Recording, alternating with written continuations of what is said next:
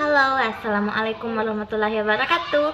Perkenalkan, saya Anti Cipta, mahasiswa dari Fakultas Keperawatan dan Kebidanan Universitas Puan Magalatung. Before I open this presentation, I will say more thanks to Miss Teti Suryanti and all of my friends to give me time to open this agenda. Before I open this agenda, let we thank to Allah who make our lives delicacy for us. Until we cannot gain it, salawat and salam to our Prophet Muhammad sallallahu alaihi wasallam, who was become messenger of Allah to make Arif greeting news, warning and blessing for people on it.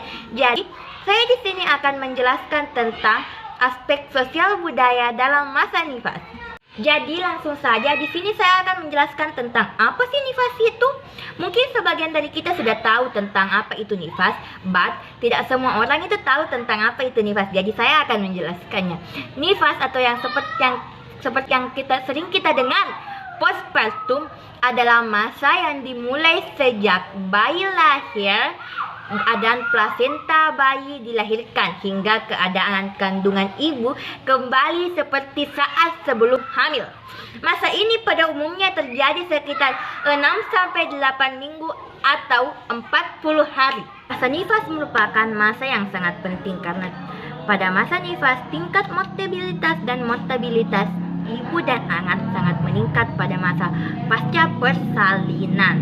Tingkat kematian ibu dan anak meningkat pada masa persalinan. Penyebab utama kematian ibu pada pasca melahirkan yaitu pendarahan. Itulah mengapa kita seorang tenaga kesehatan, khususnya seorang bidan, perlu mengawasi 1 jam full setelah ibu melahirkan dan memastikan bahwa uterus berkontraksi dengan baik dan tidak terjadinya pendarahan secara besar.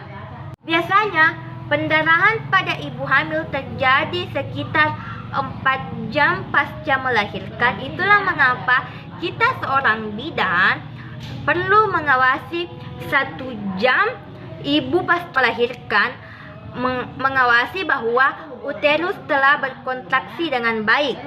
Ada juga penyakit lainnya seperti tekanan darah tinggi, infeksi, penyakit jantung, tuberkulosis yang dapat menyebabkan ibu mengalami kematian. Pada masyarakat awam, banyak kepercayaan atau mitos yang dipercayai ibu hamil yang sebenarnya tidak rasional, seperti ibu hamil dilarang makan telur, ikan, dan daging karena jika ibu hamil memakan itu menyebabkan luka tidak dapat sembuh dengan cepat. Padahal ibu hamil itu sangat membutuhkan asupan protein untuk mempercepat penyembuhan luka atau bekas jahitan.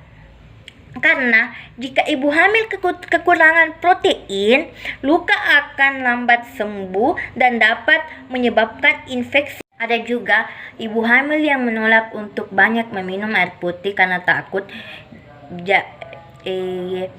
jahitan menjadi basah dan memperlambat proses pengeringan dan penyembuhan jahitan atau luka. Padahal pada ibu hamil sangat memerlukan air pada masa penyembuhan. Untuk menghadapi kebiasaan masyarakat awam yang seperti saya sebutkan di awal tadi, kita memerlukan trik dan strategi yang benar agar tidak menyinggung budaya, dan ibu hamil juga bisa mengikuti yang kita jelaskan agar tidak ibu dan masyarakat tidak tersinggung.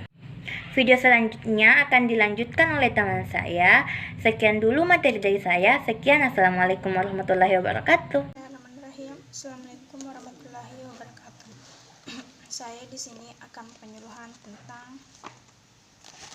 tentang aspek kritis, di mana masa nifas merupakan masa pemulihan organ reproduksi wanita yang mana sangat rentan terjadi gangguan pada organ reproduksinya. Masyarakat Jawa meyakini dengan mengonsumsi jamu selama masa nifas mampu menjaga dan meningkatkan kesehatan ibu nifas.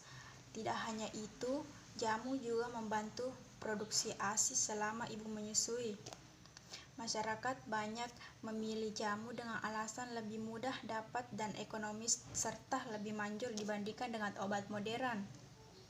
Untuk melihat perilaku ibu dalam mengonsumsi jamu serta melihat efek jamu pada tubuh ibu nifas, adapun jamu dikonsumsi bervariasi.